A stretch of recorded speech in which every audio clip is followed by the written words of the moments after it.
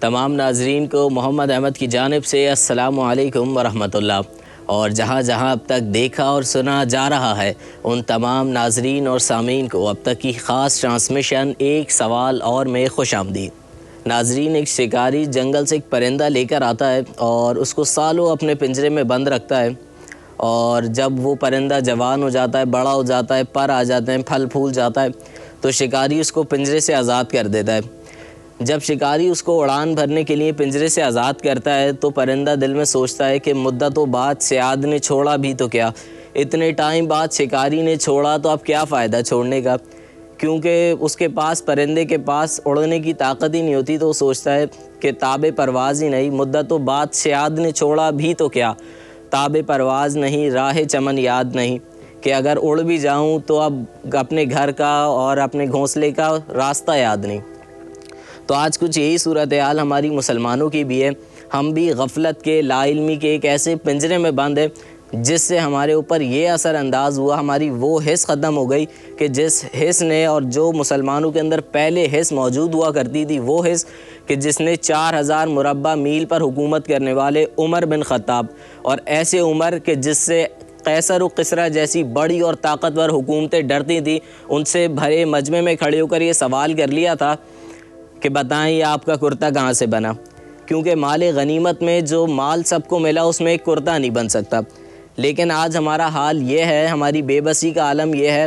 کہ آج ہم غلط ہوتا ہوا بھی دیکھتے ہیں، سنتے بھی ہیں، اور اس کے اثرات اپنے اوپر، خود پہ اوپر موجود دیکھتے ہیں اثر انداز ہوتے ہوئے، لیکن ہم سب خاموش رہتے ہیں۔ ایسے ہی کچھ ہوا حال ہی میں کہ انجینئر محمد علی مرزا اور مفتی حنیف قریشی، یہ دو معزز ایسے عالم دین ہیں کہ ان کی سوشل میڈیا پر آپس میں بحث چلتی رہتی ہے، لیکن کسی نے چاہا کہ ان دونوں معزز عالم دین کی سوشل میڈیا کی بحث فزیکلی طور پر مٹبھیڑ کا شکار ہو، لڑائی جھگڑے کا شکار ہو، اور اس کی وجہ سے یہ اثر ہوا کہ لاکھوں لوگ آج آپس میں، مسلمان ہو کر بھی آپس میں ایک دوسرے کے ساتھ بڑے اور بھاری اختلافات میں مبتلا ہیں۔ لیکن اس مناظرے کا انکار کر کے انجینئر محمد علی مرزا نے ایک ایسا کام کیا کہ وہ جنگ جو ہے، وہ جو بھی بندہ چاہتا تھا دو معزز عالم دین کو آپس میں بھڑوانا، وہ اس کی سازش جو ہے وہ ناکام کر دی، وہ ادھوری رہ گئی۔ اب ادھر سوال یہ ہے کہ کیا انجینئر محمد علی مرزا اور مفتی حنیف قریشی صاحب کو مناظرے کے قانون معلوم نہیں تھے؟ یا جس نے بھی مفتی حنیف قریشی صاحب کو مناظرے کرنے کی دعوت دی تو مفتی حنیف قریشی صاحب کو یہ نہیں پوچھنا چاہیے تھا کہ کیا انجینئر محمد علی مرزا صاحب مناظرے کے لیے تیار ہیں یا نہیں؟ کیونکہ میں اپنے ناظرین کو بتاتا چلوں کہ مناظرے کے لیے دونوں فریق کا تحریری طور پر راضی ہونا ضروری ہے۔ اب ادھر ایک سوال یہ ہے کہ کیا مفتی حنیف قریشی صاحب کو یہ مناظرے کے قانون معلوم نہیں تھے؟ تو کس نے مفتی حنیف قریشی صاحب کو یقین دلایا کہ انجینئر محمد علی مرزا سے میں نے ٹائم لے لیا مناظرے کا؟ کس نے مفتی حنیف قریشی صاحب کو یقین دلایا کہ انجینئر محمد علی مرزا تحریری طور پر مناظرے کے لیے راضی ہیں؟ کون مفتی حنیف قریشی صاحب کو انجینئر محمد علی مرزا سے لڑوانے کے لیے جہنم لے کر آیا؟ تو اس ساری چیز کا اصل مجرم وہ ہے جس نے یہ مناظرہ کرانے کی کوشش کی۔ مجرم یوں ہے کیونکہ دو معزز عالم دین کو آپس میں لڑانے کی کوشش کی، کیونکہ یہ جو ہمارے اختلافات ہیں یہ صدیوں پرانے سے چلے آ رہے ہیں، چھوٹے موٹے، اس میں کوئی ایسی بات نہیں تھی، اور جو یہ اگر مناظرہ ہوتا اس کا مجرم وہی ہوتا جو انجینئر محمد علی مرزا اور مفتی حنیف قریشی کو آمنے سامنے بٹھانا چاہتا تھا۔ مجرم اس وجہ سے کیونکہ اگر یہ مناظرہ ہوتا تو کس کے سوشل میڈیا پر دکھایا جاتا؟ اگر دو معزز عالم دین جو ممبر رسول پر بیٹھ کر قرآن و حدیث سکھاتے ہیں، ان کو جذبات میں لڑتا، آواز بلند ہوتا، اگر کوئی دکھاتا تو وہ کس کے سوشل میڈیا پہ دکھاتا؟ بالکل اسی کے سوشل میڈیا پہ سارا مناظرہ دکھایا جاتا جو مفتی حنیف قریشی صاحب کو جہنم لے کر آیا۔ اب سوال یہ ہے کہ اس مناظرے کا ایک تو مناظرہ ہوا نہیں اول تو، لیکن اگر یہ مناظرہ ہوتا بھی تو اس سے اختلافات جو تھے وہ ہٹتے نہیں، کیونکہ کچھ لوگ ایسے ہیں آج بھی ہمارے اندر جو اپنی غلطی پر اٹل ہیں۔ ایک تو یہ مناظرہ ہوا نہیں وہ الگ چیز ہے، لیکن اگر مناظرہ ہو بھی جاتا تو بھی کوئی فائدہ نہیں ہوتا، کیونکہ یہ اختلافات چھوٹے موٹے پاکستان بننے سے پہلے اس دنیا میں آئے تھے، اور اس دنیا میں وجود میں آئے تھے، تو یہ اختلافات ہٹتے نہیں، ختم نہیں ہوتے، یہ کہیں نہ کہیں زندہ رہتے۔ اس پہ اتنا بڑا واویلا کھڑا کرنے کی کوئی ضرورت نہیں تھی۔ اگر یہ مناظر ہو بھی جاتا تو کیا اختلافات جو ہے وہ ہائی لائٹ کیے جاتے۔ یہ کہ انجینئر محمد علی مرزا صاحب کہانی، قصے، کہانی اور واقعات کے مقابلے میں قرآنی آیات اور احادیث رکھتے ہیں، یہ اختلاف ہوتا۔ اگر یہ اختلاف ہوتا تو بالکل انجینئر محمد علی مرزا اپنے ہینڈ پر ٹھیک ہیں اور اپنے موقف پر درست ہیں، کیونکہ انجینئر محمد علی مرزا صاحب ہمیشہ، وہ الگ بات ہے کہ ان کا انداز الگ ہے، ان کا انداز غلط ہو سکتا ہے، لوگوں کو ڈس ہارٹ کر سکتا ہے، برا لگ سکتا ہے، لیکن ان کی بات ٹھیک ہے، کیونکہ انجینئر محمد علی مرزا صاحب وہ قصے کہانیاں ہائی لائٹ کراتے ہیں کہ جس کو قرآن و حدیث کا علم نہ بھی ہو وہ بھی یہ سمجھ سکتا ہے کہ اس کا قرآن و حدیث سے کوئی تعلق نہیں۔ اور اس کی سب سے بڑی مثال یہ ہے کہ میں آپ کو ایک ویڈیو دکھاؤں۔ میرے غوث الثقلین کا ایک دھوبی تھا، جب وہ مر گیا منکر نکیر آئے، انہوں نے آ کر سوال کیا مر ربو کا، کہنے لگا عبدالقادر جیلانی کا توبی ہوں، ماں دینوں کا عبدالقادر جیلانی کا توبی ہوں، ماں کنت تقول فی هذا الرجل عبدالقادر جیلانی کا توبی ہوں۔ فرشتے حیران، یا اللہ کیسے بندے سے پالا پڑا، جو سوال کرتے گے جواب ایک ہی دیتا ہے کہ میں عبدالقادر جیلانی کا توبی ہوں۔ حکم ہوا فرشتوں اسے جنت لے جاؤ کہ یہ میرے عبدالقادر جیلانی کا توبی ہے۔ اب یہ اس ویڈیو میں مفتی حنیف قریشی صاحب کہہ رہے ہیں کہ ایک بندہ مر جاتا ہے اور وہ غوث پاک کا، یہ شیخ عبدالقادر جیلانی رحمۃ اللہ علیہ کا دھوبی ہوتا ہے، اور جب منکر نکیر اس کی قبر میں آتے ہیں تو وہ بندہ کہتا ہے کہ میں غوث پاک کا دھوبی ہوں۔ اس سے منکر نکیر سوال کرتے ہیں کہ من ربو کا، تیرا رب کون ہے؟ تو وہ دھوبی کہتا ہے کہ میں غوث پاک کا دھوبی ہوں۔ وہ جو بھی اس سے سوال کرتے ہیں تو منکر نکیر، تو وہ دھوبی کہتا ہے کہ میں غوث پاک کا دھوبی ہوں، اس کے پاس اس بات کا اور کوئی جواب نہیں ہوتا۔ تو اوپر سے اللہ تعالیٰ کی طرف سے یہ صدا آتی ہے، بقول مفتی حنیف قریشی صاحب کے، کہ اللہ تعالیٰ کی طرف سے صدا آتی ہے کہ اس کو جنت میں لے جاؤ۔ اب یہ ایک ایسی بات ہے کہ کوئی بھی عقل اس چیز کو گوارا نہیں کرے گی کہ یہ کیسے پاسبل ہے، کیونکہ میں آپ کو بتاتا چلوں، منکر نکیر حدیث میں آتا ہے ایک ایسے فرشتے ہیں جو سیاہ رنگ کے ہوں گے اور ان کی نیلی آنکھیں ہوں گی۔ اب بندہ تصور کرے کہ یہ ایسے فرشتے اور بڑے قد و قامت والے اور خطرناک جن کی آوازیں ہوں گی تو بندہ تو ویسے ہی لرز جاتا ہے۔ تو وہ شیخ عبدالقادر جیلانی کا دھوبی کہتا ہے کہ میں ہر سوال پہ کہ میں شیخ عبدالقادر جیلانی کا دھوبی ہوں۔ اب ادھر ایک سوال یہ ہے،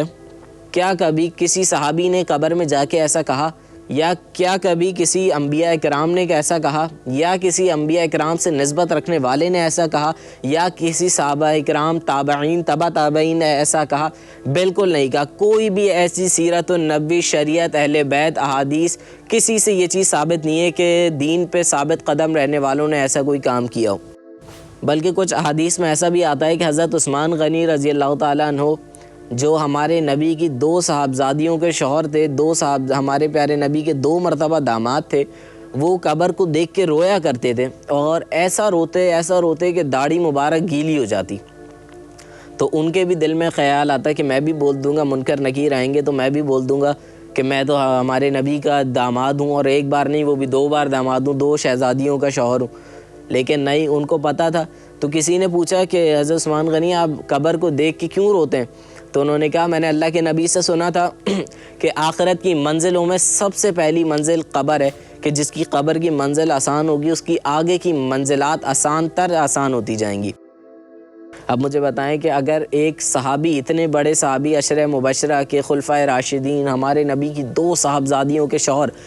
وہ ایسا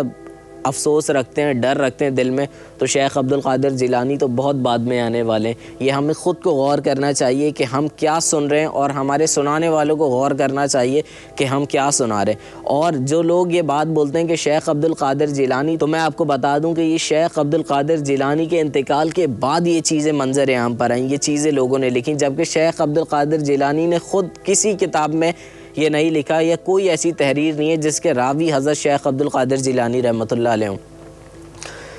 ایسے ہی بہت سارے اختلافات ہیں۔ ایک اور یہ ویڈیو ہے، میں دکھاؤں آپ کو۔ حضرت غوث پاک فرماتے ہیں اگر میری زبان پر شریعت کی لگام نہ ہوتی تو میں جو تم کھا کے آتے ہو وہ بھی بتا دیتا، جو گھر میں چھوڑ کے آتے ہو وہ بھی بتا دیتا۔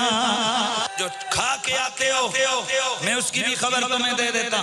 کہ پیٹ میں کیا کھا کے رکھ کے آیا، جو گھر میں چھوڑ کے آتے ہو وہ بھی بتاتا گھر میں تم کیا چھوڑ کے آیا۔ لاخبرتکم بما تاکلون وما تدخرون فی بیوتکم انتم بین یدی کالقواریر، اور میرے سامنے تمہاری مثال شیشے کی بوتل کی طرح ہے کہ جس کا ظاہر بھی بندے کو نظر آتا ہے اور اس کے اندر جو پڑا وہ بھی نظر آتا ہے۔ تمہارے ظاہر کو بھی میں دیکھتا ہوں اور تمہارے دل کے اندر چھپی باتیں بھی رب نے مجھ پہ حیا کی ہوئی ہے۔ مفتی حنیف قریشی صاحب کہتے ہیں کہ شیخ عبد القادر جیلانی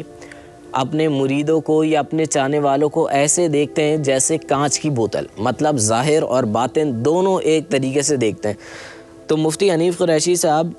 کیا شیخ عبد القادر جیلانی یہ دعویٰ کر سکتے ہیں اس حدیث کے موجود ہونے کے بعد بھی؟ کیونکہ میں جہاں تک جانتا ہوں شیخ عبد القادر جیلانی رحمۃ اللہ علیہ کو، تو میں نے شیخ عبد القادر جیلانی رحمۃ اللہ علیہ کی کئی تحریر پڑھی ہیں اور اس میں کہیں ایسا دعویٰ شیخ عبد القادر جیلانی نے نہیں کیا، البتہ ان کے جانے کے بعد بہت سارے لوگوں نے ان سے یہ دعوے منسوب کیے۔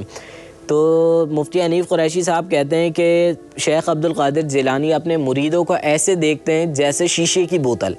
مطلب ظاہر بھی جانتے ہیں ان کا باطن بھی جانتے ہیں۔ اب بات یہ ہے ادھر کہ شیخ عبد القادر جیلانی وقت کے بہت بڑے ولی تھے، بہت بڑے عالم دین تھے، ان کو یہ حدیث بالکل پتہ ہوگی کہ ہمارے پیارے نبی ایک صحابی تھے اسامہ ابن زید، تو وہ جنگ میں ان کے ہاتھوں سے ایک کافر قتل ہو گیا، لیکن وہ قتل ایسے ہوا کہ جب وہ اسامہ ابن زید کی تلوار کے نیچے آیا، جب اس کی گردن نیچے آئی تو اس نے کلمہ پڑھ لیا تھا۔ اب یہ بات جو ہے وہ صحابہ کرام نے ہمارے نبی کو بتا دی کہ اسامہ ابن زید نے ایک ایسے بندے کو قتل کیا جس نے کلمہ پڑھ لیا تھا۔ تو ہمارے نبی صلی اللہ علیہ وآلہ وسلم نے اسامہ ابن زید رضی اللہ تعالیٰ عنہ کو بلایا اور پوچھا کہ تم نے ایسے ایک بندے کو قتل کیا کہ جس نے کلمہ پڑھ لیا تھا؟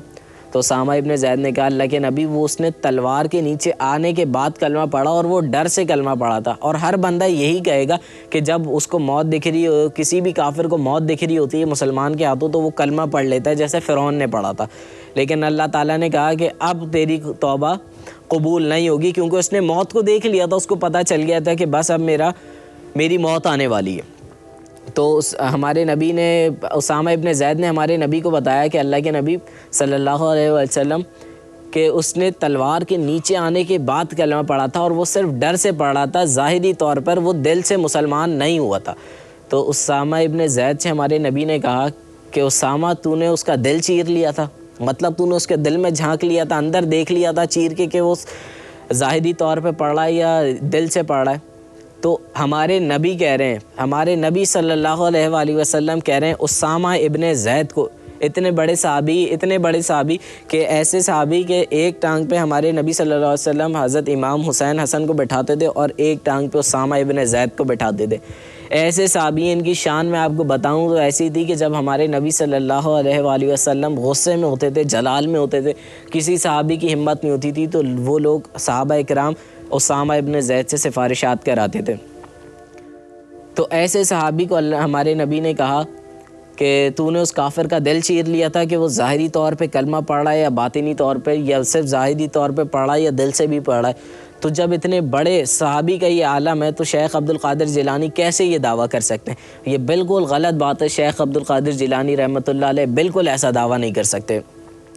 اور شیخ عبد القادر جیلانی کیوں ایسا دعویٰ کریں گے؟ یہ عقل کو سوچنے والی بات ہے کہ وقت کے اتنے بڑے ولی کیا ان کو یہ حدیث نہیں معلوم ہوں گی؟ بالکل معلوم ہوگی تو وہ ایسا دعویٰ بالکل نہیں کریں گے۔ اور صرف مفتی حنیف قریشی صاحب نہیں بلکہ ایک اور عالم دین ہے کوکب نورانی صاحب، مولانا کوکب نورانی صاحب، وہ کہتے ہیں کہ شیخ عبد القادر جیلانی، یہ آپ ویڈیو دیکھیں بلکہ، آپ کے پاس ایک مائی آئی، ایک خاتون آئی، اس کا بچہ آپ کے مدرسے میں پڑھتا تھا، غوث پاک مرغا کھا رہے تھے لیکن آپ ہڈیاں نہیں توڑ رہے تھے، ہڈیاں الگ رکھ رہے تھے، وہ عورت دیکھ رہی تھی، اس کا بچہ دال کھا رہا تھا، غوث پاک مرغا کھا رہے ہیں، ماں تھی نہیں چپ رہ سکی، بول پڑی میرے بچے کو دال کھلا رہے ہو، خود مرغا کھا رہے ہو، خود آپ مرغا کھا رہے ہو اور میرے بچے کو دال کھلا رہے ہو۔ غوث پاک اس کی بات سنتے رہے. جب مرغا کھا لیا آپ نے ہڈیوں پر ہاتھ رکھا, فرمایا قم بِإِذْنِی, اٹھ میرے حکم سے, قم بِإِذْنِی, اٹھ میرے حکم سے. وہ مرغا زندہ ہو گیا. فرمایا جب تیرا بیٹا اس شان کو پہنچے گا تب مرغا کھلائیں گے. بولے مردے زندہ کیے یا نہیں کیے؟ تو ایک کوکب نورانی صاحب فرماتے ہیں کہ ایک جو ہے وہ مائی ہے, بوڑھی عورت ہے, وہ اپنے بچے کو شیخ عبد القادر جیلانی رحمۃ اللہ علیہ کی درسگاہ میں چھوڑ کر جاتی ہے تاکہ وہ شیخ عبد القادر جیلانی سے تعلیم حاصل کرے. تو وہ کچھ ٹائم بعد آتی ہے تو دیکھتی ہے کہ شیخ عبد القادر جیلانی خود مرغی کھا رہے ہیں اور ان کے بچے کو دال کھلا رہے ہیں. اب وہ اس سے برداشت نہیں ہوتا کیونکہ ماں تھی, وہ کہہ دیتی ہے کہ خود تو مرغی کھا رہے ہیں اور میرے بیٹے کو دال کھلا رہے ہیں. تو شیخ عبد القادر جیلانی وہ ہڈیاں کھاتے ہیں اور ایک جگہ جمع کرتے ہیں اور وہ پھر اس ہڈیوں پہ ہاتھ پھیرتے ہیں اور کہتے ہیں قم بِإِذْنِی. قم بِإِذْنِی کا مطلب ہوتا ہے اٹھ میرے حکم سے, جبکہ اللہ تعالیٰ قرآن میں حضرت عیسیٰ علیہ السلام کے قول کو نقل کرتا ہے کہ قم بِإِذْنِ اللہ, مطلب اٹھ رب کے حکم سے. حضرت عیسیٰ ابن مریم اتنے بڑے وقت کے نبی کہہ رہے ہیں کہ قم بِإِذْنِ اللہ, کہ اٹھ رب کے حکم سے, جبکہ شیخ عبد القادر جیلانی کے نام سے ہی منسوب کر رہے ہیں کہ شیخ عبد القادر جیلانی کہہ رہے ہیں کہ قم بِإِذْنِی, یعنی اٹھ میرے حکم سے. بہرحال تو وہ مرغیوں کی ہڈیوں پہ ہاتھ پھیر کے کہتے ہیں قم بِإِذْنِی, تو وہ مرغا کھڑا ہو جاتا ہے. تو شیخ عبد القادر جیلانی کہتے ہیں کہ جب وہ اس شان پہ پہنچے گا تب اس کو مرغی بھی کھلائیں گے. پہلی چیز یہ کہ کھلانے والے شیخ عبد القادر جیلانی کون ہوتے ہیں, یہ غلط بات منسوب کی گئی. دوسری چیز قم بِإِذْنِ اللہ والی میں نے آپ کو وضاحت کری کہ قم بِإِذْنِی کا مطلب ہوتا ہے اٹھ میرے حکم سے, اور قم بِإِذْنِ اللہ کا مطلب ہوتا ہے اٹھ رب کے حکم سے. تو مجھے بتائیں کہ عیسیٰ ابن مریم قم بِإِذْنِ اللہ کہہ کے مردے کو زندہ کر رہے ہیں, تو حضرت شیخ عبد القادر جیلانی کیوں کہیں گے کہ قم بِإِذْنِی, اٹھ میرے حکم سے؟ یہ بات بالکل شیخ عبد القادر جیلانی رحمۃ اللہ علیہ سے غلط منسوب کی گئی. دوسری چیز یہ کہ کبھی بھی کسی نبی نے, کوئی بھی نبی ایسی ان کے پاس لوازمات یا ایسے انہوں نے معجزات نہیں کرے. بالکل معجزات سارے انبیاء علیہ السلام کو ملتے ہیں, بہت سارے انبیاء علیہ السلام کو ملے کہ مردے زندہ کیے انہوں نے, پہاڑ سے اونٹنیاں نکالیں, پیروں سے زمزم نکلا, آگ سے زندہ واپس آ گئے. لیکن صرف اپنی خواہش کے لیے مرغے کو زندہ کیا انہوں نے, یا کسی کو دکھانے کے لیے مرغے کو زندہ کیا؟ بالکل نہیں کیا. وہ بھی صرف یہ بتانے کے لیے کہ جب وہ اس چاند پہ پہنچ جائے گا. ہمارے نبی نے تو چاند کو 2 ٹکڑے کیا تھا, یا حضرت صالح علیہ السلام نے اونٹنی کو نکالا تھا, وہ کافروں کو بتانے کے لیے کہ میں اللہ کا سچا نبی ہوں, صرف یہ دکھانے کے لیے کہ جب وہ اس شان پہ پہنچے گا تو اس کو مرغا کھلائیں گے. کسی صحابی اکرام سے, کسی اہل بیت کے بندے سے ایسا معجزہ منسوب آپ بتائیں, مجھے ثابت کر دیں, تو کوئی ثابت نہیں ہے. کوئی قرآن و حدیث سے, کہیں سے, سیرت النبوی اہل بیت کی سیرت سے یا کسی بھی صحابی کی سیرت سے ایسے واقعات منسوب نہیں ہیں. دوسری ایک چیز کہ میں آپ کو بتاؤں کہ ہمارے عالم دین کو آپس میں لڑوا کر, جھگڑوا کر, آپس میں ان کو بحث کروا کے ہمارے عالم دین کا مذاق بنایا گیا, بنائے جا رہے ہیں اور مزید. اور صرف کچھ ایسے لفظوں کی وجہ سے آج سوشل میڈیا پورا ایک دوسرے, سوشل میڈیا پہ لاکھوں فالوورز ایسے ہیں کہ انجینئر محمد علی مرزا کے فالوورز جو ہیں وہ مفتی حنیف قریشی صاحب کا مذاق اڑا رہے ہیں, مفتی حنیف قریشی کے فالوورز انجینئر محمد علی مرزا صاحب کا مذاق اڑا رہے ہیں. تو ان کو یہ مذاق اڑانے کا موقع آپ لوگوں نے ہی دیا. ایک عالم دین دوسرے عالم دین کو کہہ رہا ہے the damage has been done. آپ ادھر دین سکھا رہے ہیں یا ایک دوسرے کو طنز کر رہے ہیں؟ بالکل ایسی چیز نہیں ہونی چاہیے. آپ لوگ ممبر رسول پہ بیٹھے ہوئے, بات یہ اس چیز کا فائدہ اٹھایا لوگوں نے ویوز حاصل کرنے کے لیے, لوگوں نے سوشل میڈیا اسٹرانگ کرنے کے لیے, لوگوں نے اپنا نام بنانے کے لیے, اپنے ٹرینڈ چلانے کے لیے آپ لوگوں کا نام استعمال کیا. اور ہم لوگ صرف اس چیز سے لا علم ہیں اور کچھ بھی نہیں ہے. اور بہت سارے لوگ ایسے ہیں جو اس چیز کو بالکل سنجیدہ نہیں لیتے اور صرف اس کا مذاق میں استعمال کرتے ہیں. اب ایک اور چیز یہ, بلکہ مذاق اڑانے کا بھی ہم لوگ نے موقع خود دیا, کیونکہ ایک امیر اہل سنت الیاس قادری صاحب کہتے ہیں کہ دم کرنے کا ایک طریقہ بتاتے ہیں, یہ ویڈیو دیکھیں آپ. درد کی جگہ پر ہاتھ رکھ دے اور پڑھیں دادا صاحب کی گھوڑی. یہ کوئی بزرگ ہوں گے تو ان کی طرف یہ منسوب ہوگا. دادا صاحب کی گھوڑی وہی اندھیری رات,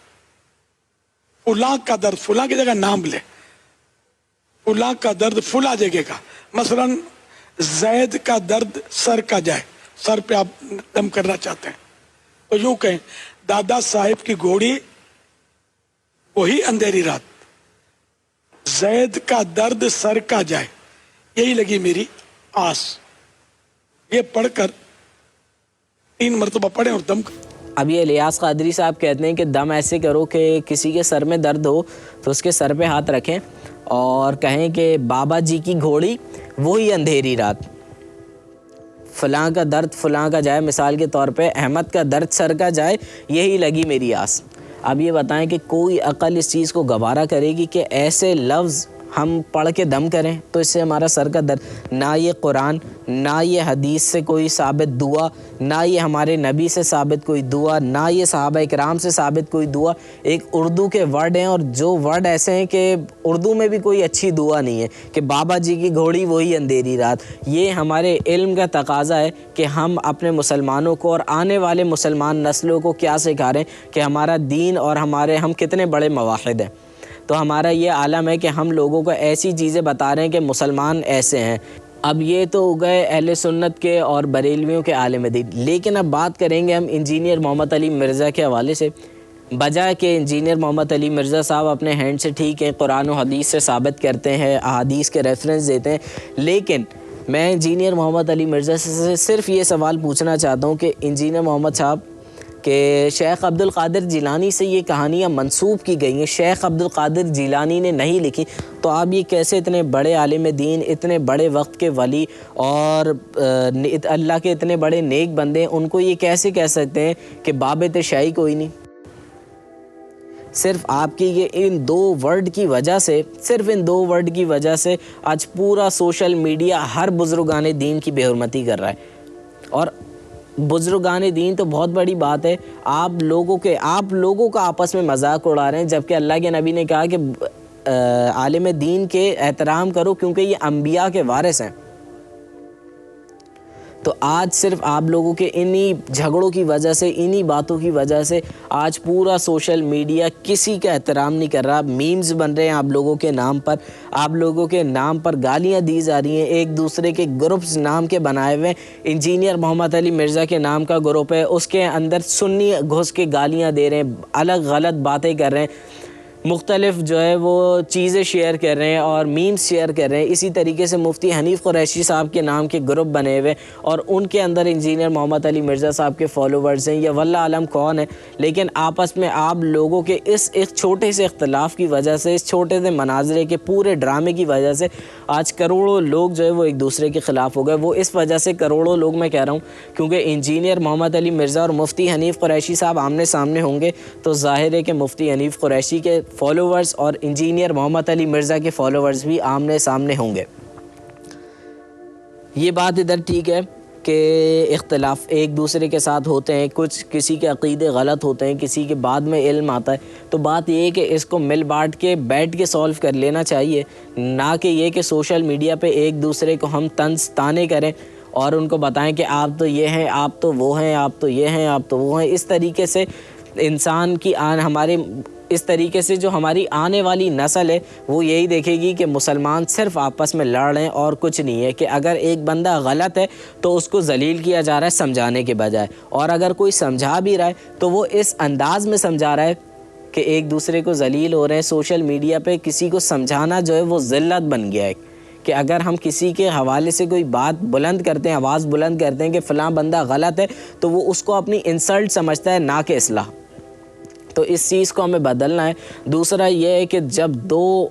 ऐसे लोग आपस में आमने सामने बैठते हैं, 2 फ़िरक़े, 2 नज़रिए, 2 कौमें आमने सामने बैठती हैं, तो फिर हमेशा फ़ायदा तीसरा बंदा उठाता है। और मैं सिर्फ यही कहूँगा कि असल मुजरिम वो है कि जिसने 2 ऐसी सोचों को आमने सामने बिठाकर फ़साद को हवा दी। हमें इस चीज़ को बैठकर इल्म की रोशनी में, अहादीस की रोशनी में, कुरान की रोशनी में हमें ये सारी चीज़ें देखनी चाहिए,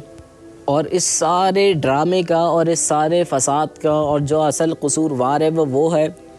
जिसने इंजीनियर मोहम्मद अली मिर्ज़ा और मुफ्ती हनीफ़ कुरैशी साहब को आमने सामने बिठाने की कोशिश करी, और दूसरा कसूरवार वो है कि जिसने बुज़ुर्गान दीन की बेहुरमती करी। और जब आपको पता है कि एक शख्सियत ऐसी है कि जिसको लोग बहुत ज़्यादा अक़ीदत और एहतराम से चाहते हैं, लोग बिगड़ सकते हैं उस हवाले से, उस नाम की बेहुरमती करने से, उस नाम को गलत बोलने से लोग अपना आपा खो सकते हैं, लोग बर्दाश्त से बाहर हो सकते हैं, تو ہمیں اس لفظ، اس بات، اس شخص کے بارے میں بہت عزت و احترام کے ساتھ بتانا چاہیے، پیار محبت سے ہمیں یہ چیز سولو کرنی چاہیے کہ بھائی یہ شخص سے یہ چیز ساری منسوب جو کی گئی ہیں وہ ساری غلط ہیں۔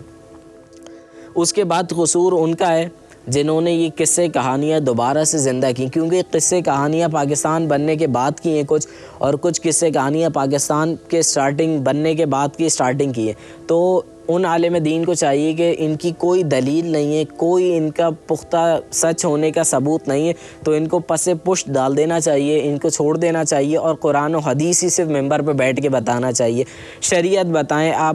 مسائل بتائیں، اور دوسرے 10 ٹاپکس ہیں ہمیں اس پہ بات کرنی چاہیے، نہ کہ یہ کہ ہم پرانے قصے کہانیاں سنائیں، کیونکہ یہ صرف ایک قصے کی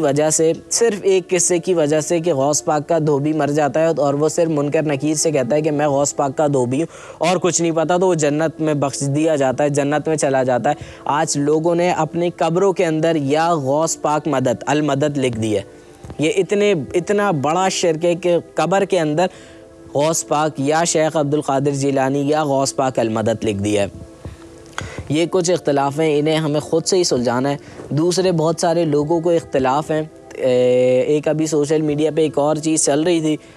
جو تھا کہ میوزک، نعت وغیرہ اس طرح کی، تو یہ نعتیں، ہم جو نعتیں گا رہے ہیں، ہم جو نعتیں پڑھ رہے ہیں، یہ نعتیں بالکل ہمارے نبی کی شان میں اشعار پڑھنے چاہیے، لیکن اشعار ایسے ہوں جو ہمارے پیارے نبی صلی اللہ علیہ وآلہ وسلم کی تعریف کریں۔ ہاں یہ بات ٹھیک ہے کہ ہمارے نبی صلی اللہ علیہ وآلہ وسلم کی شان میں اشعار پڑھے جا سکتے ہیں، تعریف میں ان کے الفاظ کہے جا سکتے ہیں، لیکن یہ کہاں سے بات ثابت ہے کہ گانے کے انداز میں اشعار پڑھیں اور پھر ان کے اوپر ناچیں؟ یہ کہاں سے ثابت ہے؟ بلکہ ایک عالم دین نے تو ممبر رسول صلی اللہ علیہ وآلہ وسلم پہ بیٹھ کر یہاں تک بھی کہا کہ قرآن میں یہ بھی لکھا ہے کہ بھنگڑے پاؤ معاذ اللہ۔ قرآن میں موجود ہے، قرآن نے تو یہاں تک کہا کہ پگڑے پاؤ۔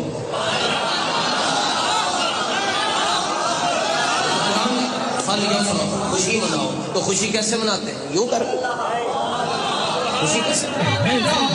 یہ سب اسلام میں ایڈیٹنگ ہے، اور یہ سب اضافی چیزیں بدعت ہیں، اور بدعت بے شک گمراہی ہے۔ اور جو لوگ بولتے تھے کہ بدعت حسنہ جائز ہے یا اتنی ایڈیٹنگ اسلام میں جائز ہے، تو آج صرف انہی لوگوں کی وجہ سے مسلمان بدعت کے پیچھے ایسے گامزن ہوئے کہ اصل دین چھوڑ دیا اور فرض چھوڑ دیا۔ اور اس بات کا واضح ثبوت یہ ہے کہ میں ایک ویڈیو دیکھ رہا تھا کہ جس میں ایک جگہ پہ عید میلاد النبی منایا جا رہا ہے، اور مسجد سے ایک بندہ، میں ویڈیو دکھاتا ہوں کہ یہ دیکھیں ویڈیو میں کہ عید میلاد النبی منایا جا رہا ہے لیکن اذان کے وقت مسجد خالی ہے۔ تو یہ کیسا دین ہے کہ ہم بدعت حسنہ میں لگ گئے اور فرض جو ہے وہ ہم نے ترک کر دیا، چھوڑ دیا۔ اور ایسا یہ کہ قرآن پڑھنے کوئی نہیں آتا، لیکن 12 ربیع الاول اور عید میلاد النبی میں ناچنے سب آ جاتے ہیں، اور بالکل صحیح سنا، ناچنے۔ ایسی بہت ساری ویڈیوز اس بار 12 ربیع الاول پہ منظر عام پر آئیں کہ جس میں لوگ ناچ رہے تھے جلوسوں کے اندر، بدعت حسنہ کر کے۔ آج زمانے میں اتنی بدعت پھیل گئی کہ لوگ جلوسوں میں ناچ رہے ہیں، اور صرف لوگ نہیں کہ لوگ لا علم ہے، ان کو معلوم نہیں ہے، خود عالم دین بھی اس چیز میں ناچ رہے ہیں اور اپنا بھی مذاق بنوا رہے ہیں اور اسلام کا بھی مذاق بنوا رہے ہیں۔ اور کچھ علماء نے تو قرآن سے بھی 12 ربیع الاول ثابت کری۔ ریفرنس دو بھائی، کیسے خوشی منا سکتے ہیں، کیسے خرچ کر سکتے ہیں؟ چلو بھائی ریفرنس بھی لے لو۔ اللہ فرماتا ہے قل بفضل اللہ وبرحمتہ فبذلک فلیفرحوا هو خیر مما یجمعون، 11واں پارہ سورہ یونس آیت نمبر 58۔ ٹھیک ہے، یاد کر لینا۔ اس کا ترجمہ کیا ہے؟ ترجمہ بھی کیا اعلیٰ حضرت نے کیا۔ تم فرماؤ اللہ ہی کے فضل اور اسی کی رحمت، اور اسی پر چاہیے کہ خوشی کریں، وہ ان کے سب دھن دولت سے بہتر ہے۔ میں ان علماء اکرام سے پوچھوں گا کہ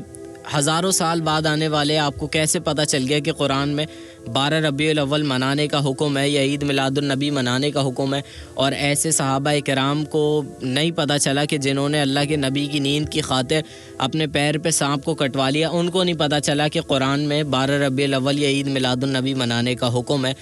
ایسی درجنوں تفاسیر لکھی گئیں، لیکن ان سارے مفسرین کو یہ نہیں پتہ چلا کہ عبداللہ بن مسعود، ابن قاب، زید بن ثابت، عبداللہ بن زبیر، ابو موسیٰ اشعری، اس کے علاوہ مفسرین نے تفسیر لکھی، امہات التفسیر، تفسیر طبری، تفسیر ابن کثیر، تفسیر بغوی، تفسیر قرطبی، تفسیر ابن قیم، تفسیر آلوسی، تفسیر جوزی، اس کے علاوہ درجنوں عرب علماء کرام نے تفسیر لکھی۔ ان کو یہ بات سمجھ نہیں آئی، لیکن 1000 سال بعد آنے والے ایسے بندے کو اس قرآن میں یہ چیز سمجھ آ گئی کہ عید میلاد النبی منانے کا حکم ہے کہ جس کی زبان میں قرآن نازل بھی نہیں ہوا۔ تو یہ دیکھیں کہ ہم کہاں جا رہے ہیں، یہ ہمیں خود خود ہی اپنے آپ سے سوال کرنا ہے کہ اگر ہمیں کوئی بندہ کوئی ایسی بات بتائے بھی تو ہمیں خود سے اس کے اوپر ریسرچ کرنی ہے اور خود سے دیکھنا ہے کہ قرآن اور احادیث صحیح احادیث ہمیں کیا بتا رہی ہیں، نہ کہ ایسے اشعاروں کے جو دوسرے کے اوپر جو ہے وہ ہم طنز کے طور پہ کریں۔ مثال کے طور پہ ایک نعت ہے ڈاکٹر طاہر قادری صاحب کی، بلکہ یہ نعت ہے، یہ طاہر قادری صاحب کی نعت ہے، یہ سنیں۔ اب یہ اس کے کچھ اشعار ایسے ہیں کہ انہیں مرچیں بھی لگتی ہیں، انہیں تکلیف ہوتی ہے، تو اب مجھے بتائیں یہ آپ ہمارے نبی کی شان میں پڑھ رہے ہیں یا دوسرے کو آپ جلا رہے ہیں کہ اسے مرچیں بھی لگتی ہے، اسے تکلیف ہوتی ہے؟ تو یہ بالکل غلط ہے، اس چیز کو ہمیں چھوڑ دینا چاہیے۔ ایک دوسرے کے ساتھ ہمیں ایک ہی مسلمان بن کے رہنا ہے، اور وہ وقت بالکل قریب ہے کہ جب مسلمان ایک ہوں گے اور مد مقابل ہمارے سارے کافر ہوں گے، تو کافروں کو ہمیں صفوں میں اپنی صفوں میں گھسنے کی جگہ نہیں دینی چاہیے۔ اور بس یہ آخری بات میں یہی کہوں گا کہ انجینئر محمد علی مرزا صاحب سے یہ بس گلہ ہے کہ جو بھی قصے کہانیاں ہیں وہ صرف جو ہے وہ بزرگان دین سے منسوب کی گئی ہیں، بزرگان دین نے خود نہیں لکھی، اور ہمیں ان عالم دین کو یہ بتانا چاہیے کہ یہ قصے کہانیاں جب ان کا کوئی ثبوت نہیں ہے، ان کا کوئی ایسا اتھینٹک وہ نہیں ہے کہ اس کو سچ ثابت کیا جا سکے، تو ہمیں اس کو چھوڑ دینا چاہیے، ہمیں یہ سنا کے لوگوں کا عقیدہ خراب نہیں کرنا چاہیے۔ اور میں نے شروع میں ایک شعر کہا کہ مدت و بعد شاد نے چھوڑا بھی تو کیا، تاب پرواز نہیں راہ چمن یاد رہی۔ تو اس وقت ہمیں یہ قصے کہانیوں پہ تصدیق کرنے کا یاد نہ آئے کہ جب بہت دیر ہو چکی ہو، ہمارے سارے مسلمان کھوکھلے ہو چکے ہوں، تو بہتر یہی ہے کہ ابھی بھی آپ کو کوئی قصے کہانیاں سنائے تو ہمیں اس کے حوالے سے ریسرچ کرنی چاہیے، خود قرآن و حدیث کو پڑھنا چاہیے۔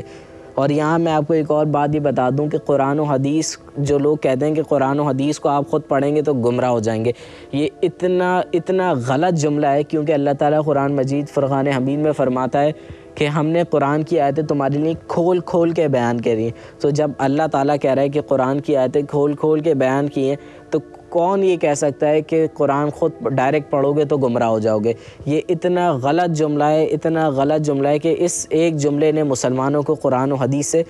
دور کر دیا ہے۔ ہمیں چاہیے کہ ہم قرآن و حدیث خود پڑھیں تاکہ ہمیں پتہ چلے کہ حق کی راہ کون سی ہے اور غلط راہ کون سی ہے۔ تو ہمیں خود سے ان تمام چیزوں پہ جو ہے وہ معلومات حاصل کرنی ہے، خود ہی قرآن و حدیث کو پڑھنا ہے، خود ہی دیکھنا ہے کہ کیا غلط ہے، کیا صحیح ہے، کون سی راہ حق کی ہے، کون سی راہ ایسی ہے جس پہ ہمارے نبی گامزن ہوئے، پھر اس کے بعد اہل بیت چلے، پھر صحابہ اکرام چلے، پھر تابعین چلے، پھر تبع تابعین چلے، پھر بزرگان دین چلے، اور ہمیں بھی اسی راہ پہ چلنا ہے۔ کیونکہ اگر یہ خیال اس وقت آیا کہ جب سانسوں کی مالا جو ہے وہ ہماری ٹوٹ گئی، جب ہمیں ریسرچ کرنے کی ہماری کمر جھک گئی، ہماری نظریں نابینا ہو گئیں، آنکھیں اوجھل ہو گئیں، دھندلی ہو گئیں، اس وقت اگر ہمیں خیال آیا تو اس وقت بہت دیر ہو چکی ہوگی، اور اس وقت موت سامنے ہوگی ہمارے، اور تب ہمیں پتہ چلے گا کہ ہم نے کتنا سارا وقت اسی غفلت میں گزار دیا کہ جو راہ حق کی تھی ہی نہیں۔ بس آخر میں یہی کہوں گا کہ ہمیں خود سے یہ چیز دیکھنی ہے کہ حق راہ کون سی ہے اور غلط راہ کون سی ہے۔ انشاءاللہ پھر ملاقات ہوگی۔ اب تک کی خاص ٹرانسمیشن ایک سوال اور میں پھر کسی اور ٹاپک کے ساتھ۔ اپنے میزبان محمد احمد کو اجازت دیجیے۔ السلام علیکم ورحمۃ اللہ۔